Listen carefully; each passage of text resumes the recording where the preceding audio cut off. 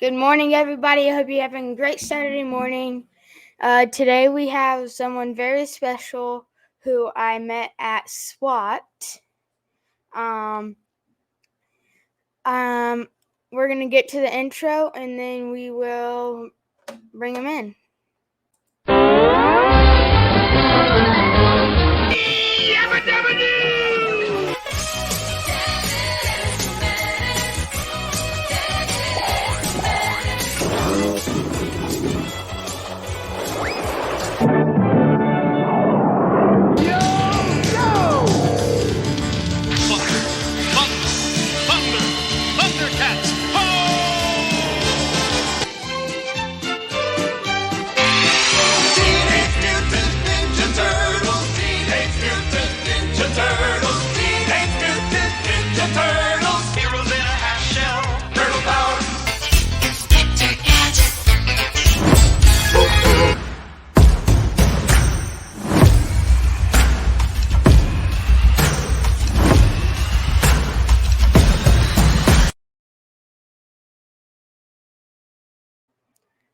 Good morning, everybody. So this morning we have somebody who I met at SWAT. If you're just now joining us, it is Mr. Stephen Guilfoile. Woo! What's up, buddy? It's great seeing you again. Nice to see you too. So I was meaning to ask you, when I grew up, I wasn't allowed to watch Power Rangers because it was too violent. But I'd probably say my two favorite cartoons was Dexter's Laboratory and Johnny Bravo. And do you even know who those people are? No. Yeah, so thanks for making me feel old already. So we're off to a great start. Okay, so thank you for coming on this morning. Dude, thanks for having me, bud. It was really good seeing you at SWAT too. And so I'm super. See, I've seen all the hype behind all these shows and everything, and so I'm really glad that you guys thought highly enough of me to have me on here too. So where are you from originally? Where are you at right now? And how long have you been in the business? I've been in the business longer than you're alive, and again, makes me feel really old saying that because I don't consider myself old, but I actually grew up in Wisconsin and actually in Minnesota, so kind of between those two. And we're actually going to have a candlelit vigil for Aaron Rodgers later if you want to join us for him leaving my team. So we'll see how that season goes. But I live in Dallas right now, and a little fun fact: the Packers have never lost at AT&T Stadium where the Cowboys play. We won the Super Bowl there, and never lost since then. So just a little trivia fact in case you want to switch over, maybe to my team, Sawyer. No. I'm going to stay at the Chiefs. Well, they had a decent year last year, I guess. It was okay. Just won the Super Bowls also. Yeah, decent. Yeah. You got to pick. Well, you pick winners, right? So what else can you say? True. Why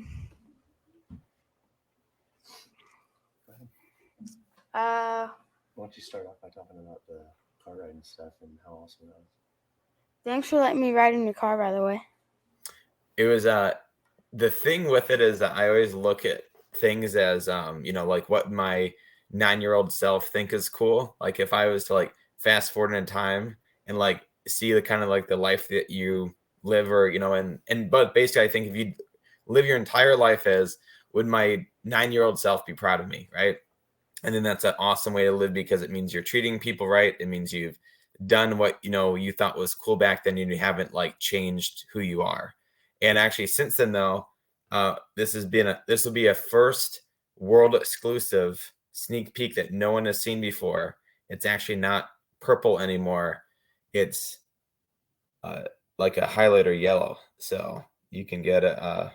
Maybe next time when you're here, I'll be able to. We can maybe have a round 2.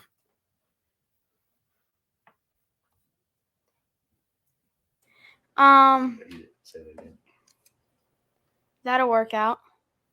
All right, let's go. It's a official then. Yes. Okay, so how long have you had the car, and when did you make the decision to like buy it? I've had a lot of really cool cars over the last couple of years, but this one was within the last like 6 months. Got it. And I was like, what would Sawyer think is cool? So I did my whole, everything was just centered around that. Did the doors go like that, or do they just go like that? Right. So that's a big thing. Just if I make you happy, Sawyer, that's really all that matters. That's all my future financial decisions will be based on that. Cool. Well, why don't you share with Stephen your pitch opportunity that you got yesterday at your final baseball party for the show here? What you might be putting together in the next 4 weeks. So one of my assistant baseball coaches, they have their own coffee company. Okay. Or I guess it's like a little business. It's a big business. It's a big business, I guess, now. And they have 2 online websites. And then they sell it in store in like some states, and like I think it's gonna be like how like it's like the bags of coffee like Dunkin' Donuts and Starbucks, Okay. and they sell those like in store. And then he was wondering if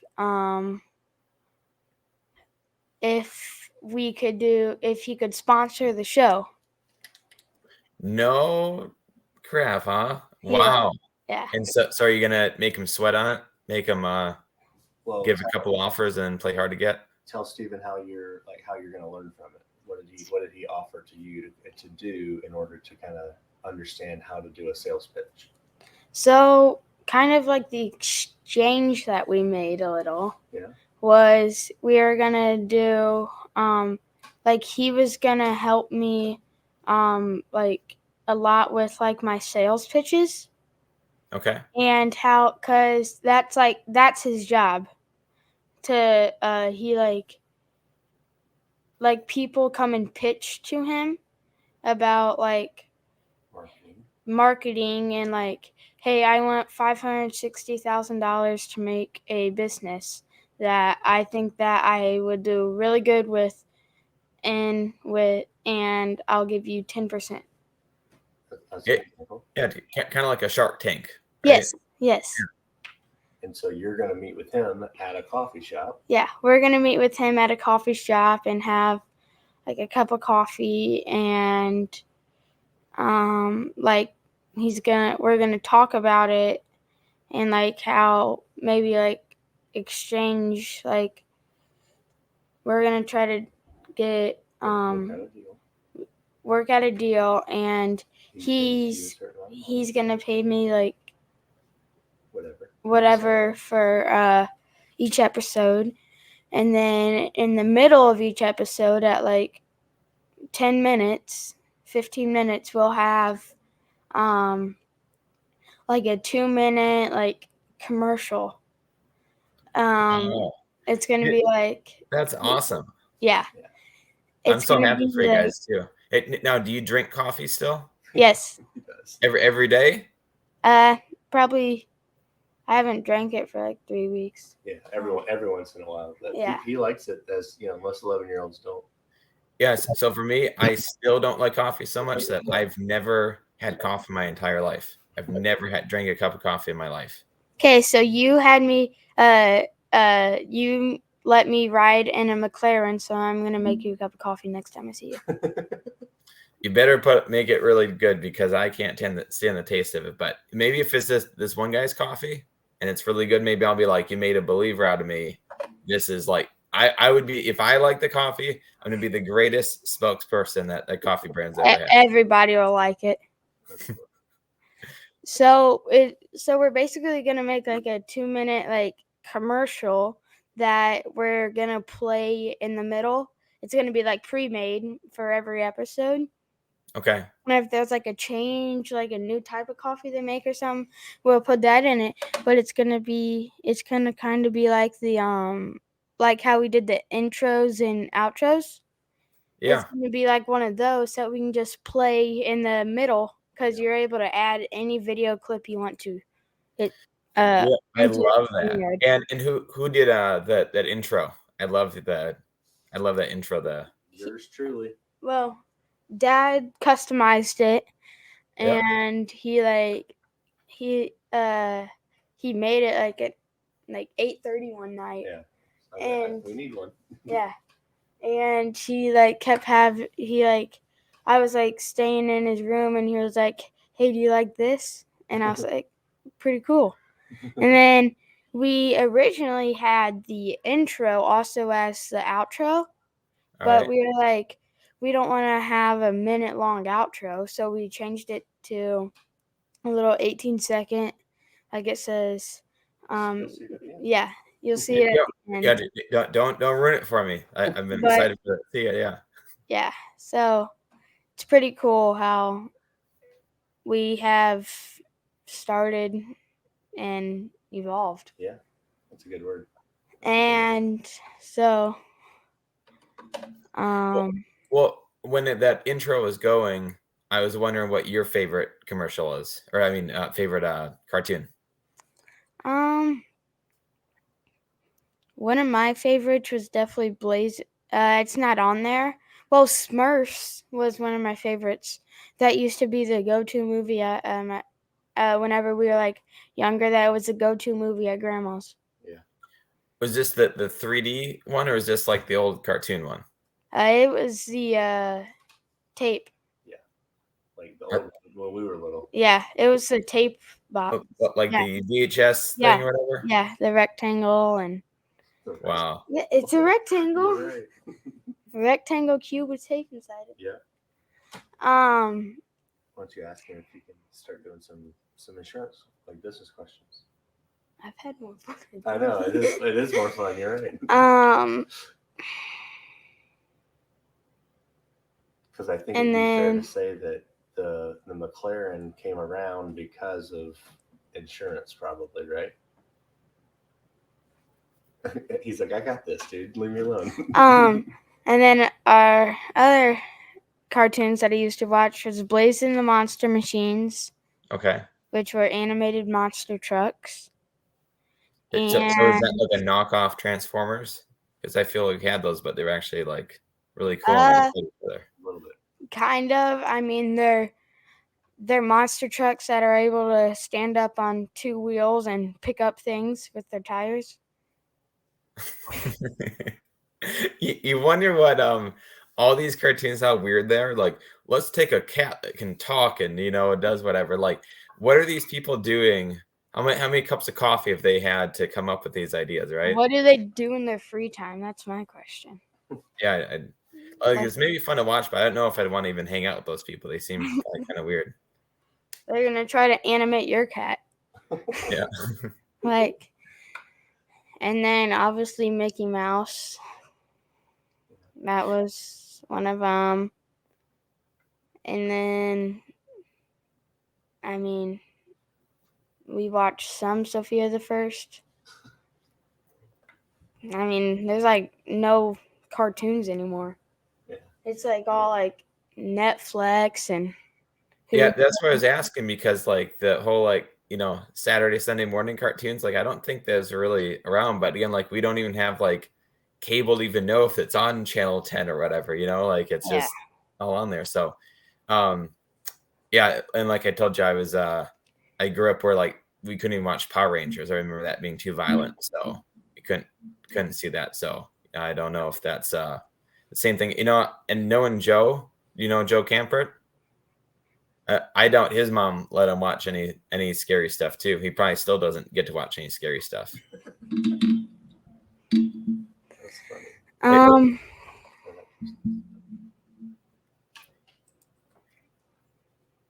Yeah, and Joe just said his mom doesn't let him watch Pokemon. Be great, because that's like animal fighting. You think about it. Well, we've done 5 questions. Do you have any questions for me? Well, I got the most burning one was the favorite cartoon, right? Obviously, theme of the show. But I guess I was gonna say, what do you Do you know what you want to do when you grow up yet? Insurance. Is that is your dad got a is he giving you the look, or is that the actual answer? Like, I think no, I know we talked about it. That would, and I think you're so perfect for it, and kind of just maybe like to kind of even answer one of the business questions too. It doesn't matter what you're doing. It doesn't need to be insurance. It doesn't.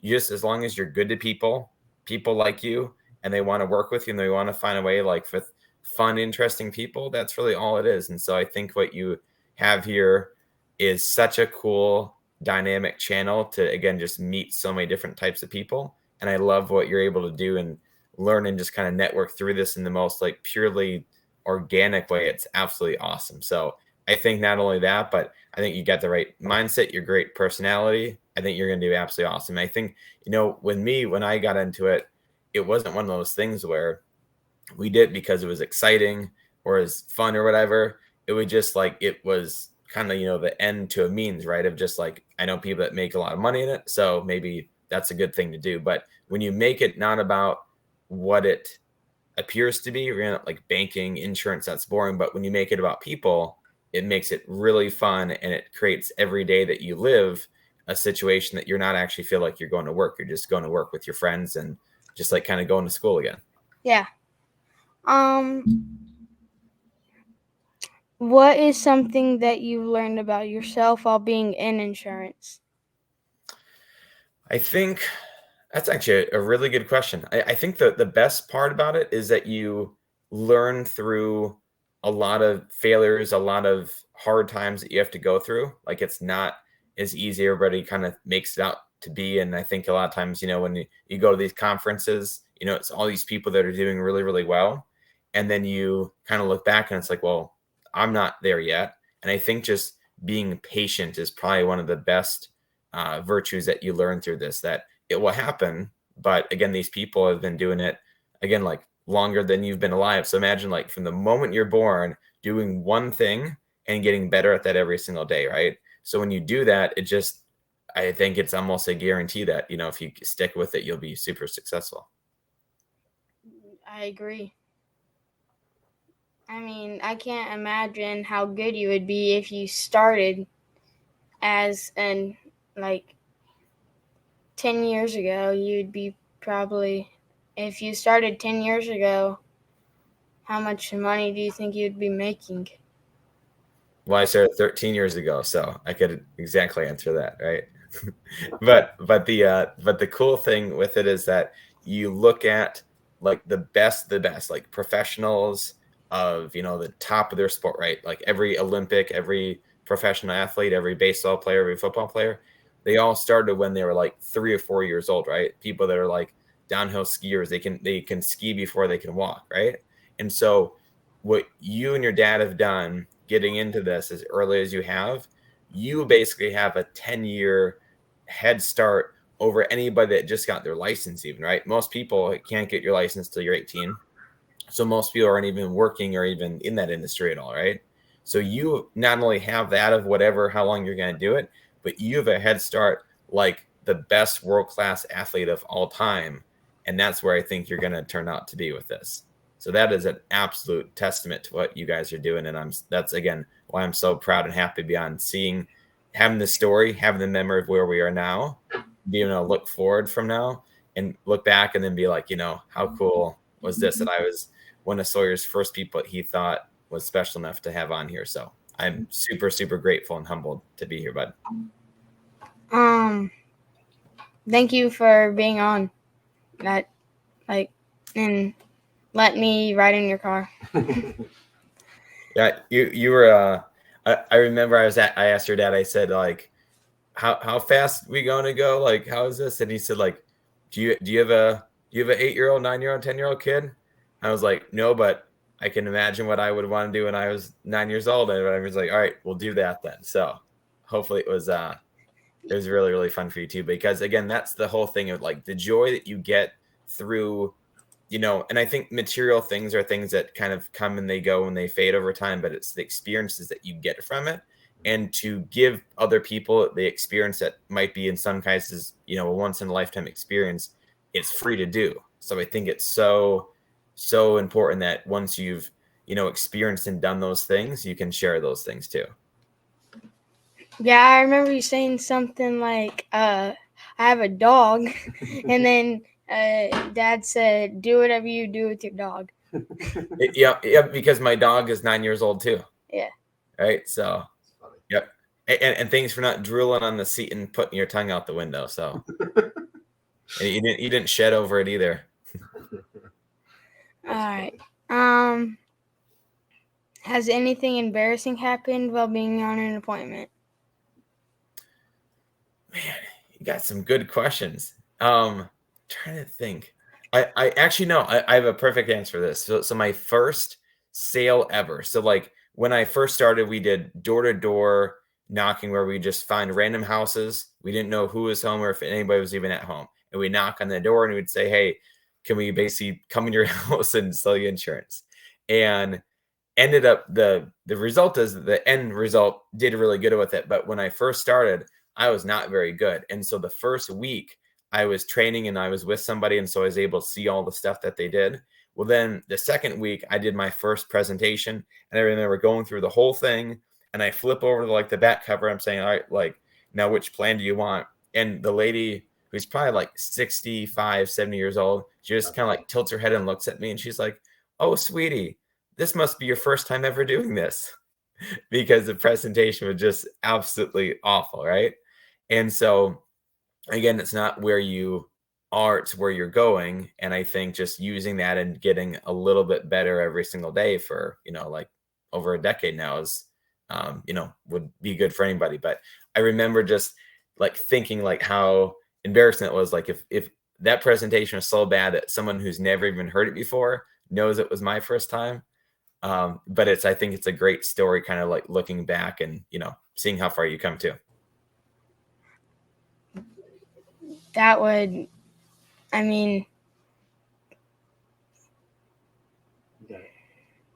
do remember though, if you want to talk about a school thing, I think I was in first grade and I remember I peed my pants and I had gray sweatpants on. And so I basically had the whole day with pee pants on. So that was a little bit longer ago, but does anything like that happen to you?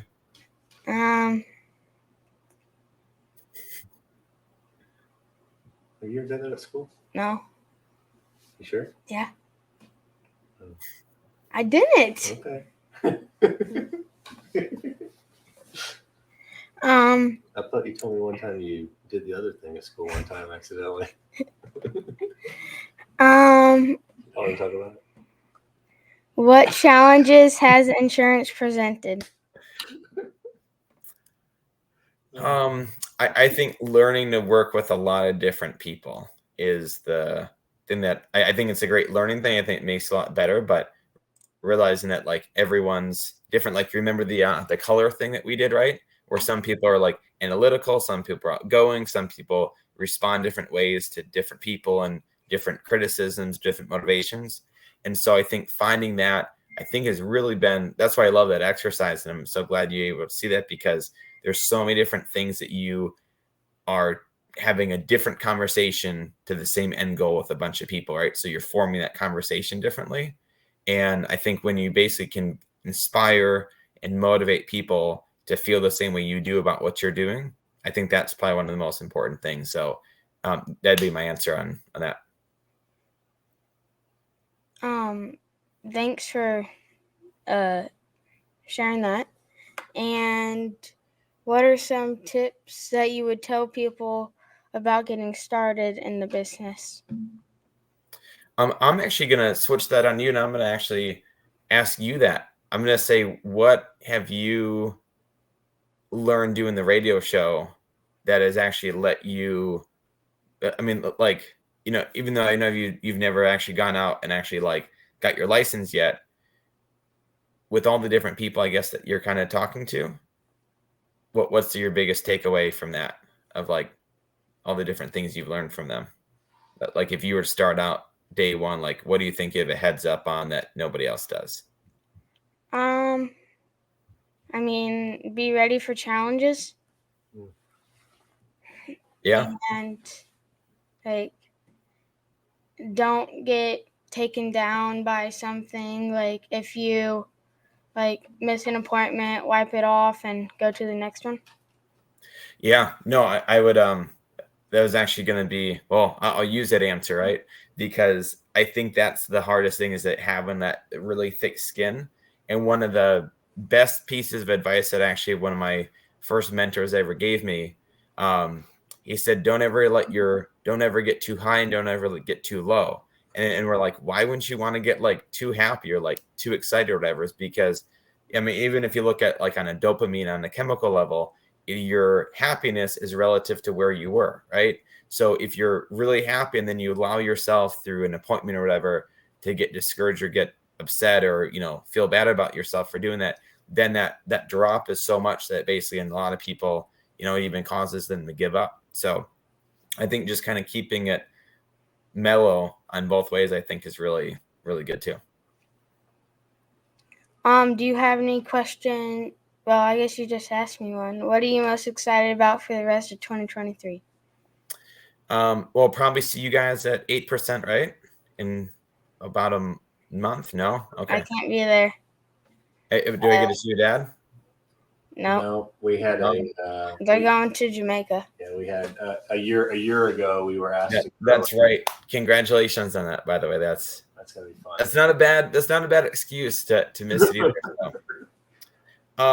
We have some incredibly big groups that are coming through. We have some really, really exciting big time people that we're working with and partner with. And so I'm really excited to kind of see where that stuff goes. And again, it just each year gets, bigger and funner and more exciting. But I think just at the core of it, you're just doing what you're doing and you just do it a little bit better each year and you just do a little more of it, right? So I think the most important thing in especially insurance is doing nothing but just networking and just being the best person you can be for everybody. And even if it's people that are never going to be a customer or never going to work with you, I think just being as good of a person as you can be and just letting that natural network kind of flow through is absolutely my best takeaway. And just keep doing what you're doing. And if you love it and you're doing amazing at it, Sawyer, I would just keep doing that. And I can't wait to see you at the top. Thank you for answering the question. And what is the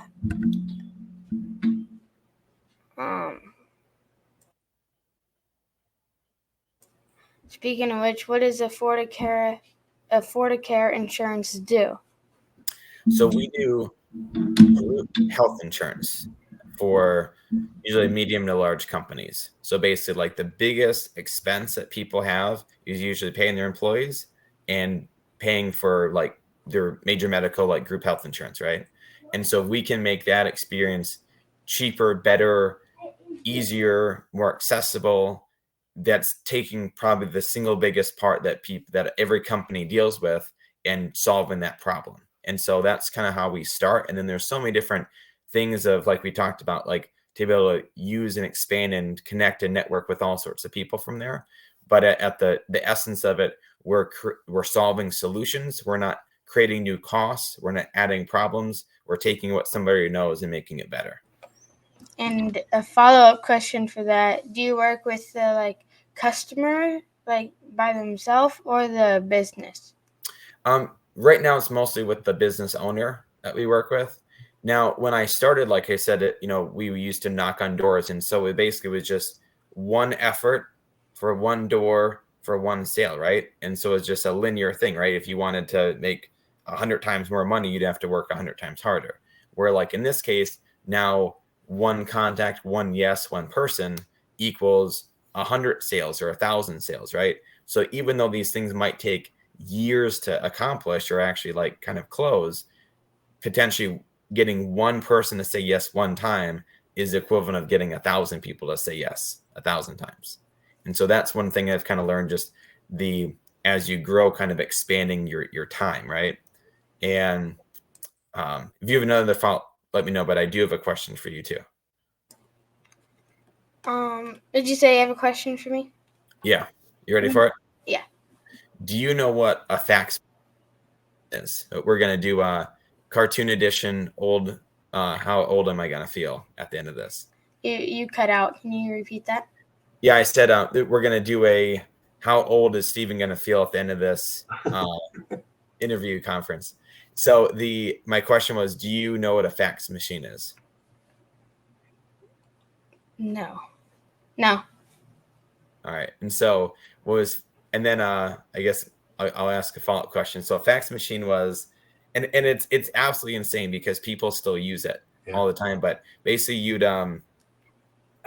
I actually know. I need your dad to explain it. I'm older than Steven, so it was kind of like, imagine putting a piece of paper into the printer over there and dialing a phone number. It was a fax number, and it would feed it through the machine.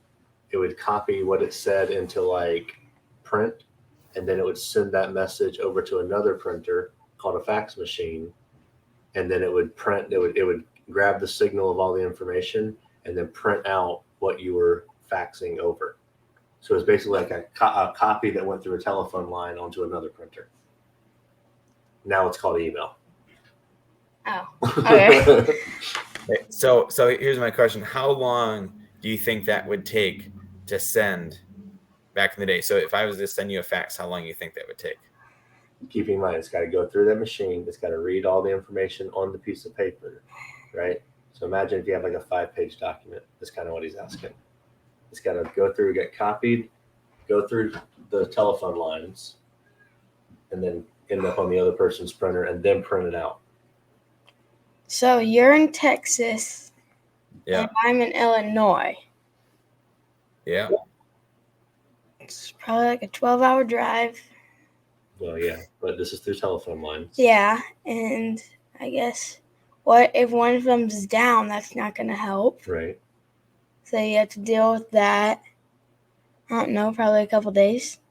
I talked to somebody else. I asked, and they were like 16 or 17, and they're like, I don't know, about 2 weeks, because they're kind of calculating like on driving time too. Yeah. So I'd say it would still take maybe a couple minutes. Well, I can give you an exact example. Yeah. Because I actually went on a ride along with my buddy who's a sergeant here in town, and they got a report, and the one county for security, they still use a lot. Actually, law enforcement still uses faxing. Mm-hmm. And it took 20 minutes for a 3-page report to go from one machine to the other. And the towns were only like 15 minutes apart. Wow. The distance of the towns to have nothing to do with it. It's the speed of which it has to like copy the information and then send all that data through the telephone lines. It's even hard to, Steven, to talk about what a telephone line is to these kids. Like, you know what I mean? Like, when's the last time we had talked about like a telephone line, versus everything's just in the air? Like when I was growing up, like we didn't have cell phones, so we had like one phone in the house, and when somebody would call, like no one would know like who was calling. You just would need to pick up every call, right? And so I think I got my first cell phone. Our whole family shared one cell phone, and we had 15 minutes a month of talk time to split between everybody. So what we do to jinx the system, we would I'd ring the phone twice, and then I'd hang up, and then my mom would know that it was me calling, so then we didn't waste one of our 15 minutes, because if it didn't get picked up, then it wouldn't count, and then she'd go and like pick us up from school or whatever. So is that kind of the same phone that you had when you grew up too? And how old were you when you first got your phone? Well, last year. My actual phone was last year. Right. A couple of days after Christmas. Oh, cool. So. And would you say most people in your school, they have phones now? Yes. Yeah. Isn't that wild to think of? I never thought I'd be the dad that did, but I don't. Yeah. I don't know. Because with like going to dad that did. Yeah, like going to friends' houses, and if you like drop off at practice, and I mean we didn't have it, but like I don't know, it's just a different world. It's crazy. Technically, you don't need one because there's a new app that is literally Facebook Messenger for kids that you can get on anything. Like, you can get on a Fire iPad. Yeah, but you got to have Wi-Fi. Yeah, true. Yeah. With it. Unless you, yeah. It's a different world, man. It's a different world. Why don't you ask him if there's anything else and wrap it up for the day? Do you have any more questions for me? I asked you already what you wanted to be when you grew up. You proud of your dad? That's what I figured. Yes. Siri reacted heard to that. Yeah. Do you what's the thing that you most are appreciative of him for having you guys kind of go work together on all this? Just making it for me. I think one of the things that I love about your relationship, and that I'm so happy for you, Sawyer, is that, you know, anybody could do that, but you're the one who's, of all the kids your age, you're the only one that's actually like taken the effort and actually have done it, right? It's easy to talk about it and think about it and say it, but like you're actually living, you're actually doing it. And that's by far the hardest step, right? It's not about like, how good is it, right? I mean, if you look at all these different people that like have YouTube channels and you watch like the very first video that they ever did, it is absolutely awful, right? And Cody showed his at the yeah, no, he's probably got one of the worst ones too. We showed his whenever we interviewed his wife. We showed his on the podcast. Oh wow, yeah. No, and I'm sure you can find some stuff in me, and it's absolutely terrible too. So it's not about, again, where you are, it's where you're going, and I love the path that you're on, and I'm so excited to follow you and see everything that you're doing. And again, just kudos to both of you guys. I think you're a great team. I think there's so many fathers and sons that would absolutely be so envious of the relationship you guys have. So I know it's not always easy, but I'm such a big fan of you guys, and I'm, again, so appreciative to be on here. Thanks. All right, let's wrap up the show. Thank you for being on here. I'm really glad that you were able to come on. Thanks for all your all the questions that you answered and all the advice and conversations we had. Yeah, thanks for making me feel old. And again, like, I'm 35, so like I felt like, I think when you're 40, I think you get old, but isn't it cool how things change and how time is gone? So yeah, just love it and keep living it, buddy. And again, thanks again so much for having me. Have an awesome Saturday and 4th of July. All right.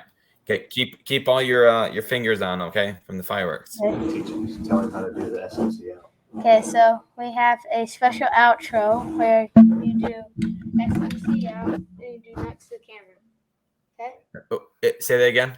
So we have a outro where I say SMC out, you do next to the camera. And go like that? Yeah. Okay. You ready? All right, Okay, you ready? ready? Go for it. SMC out.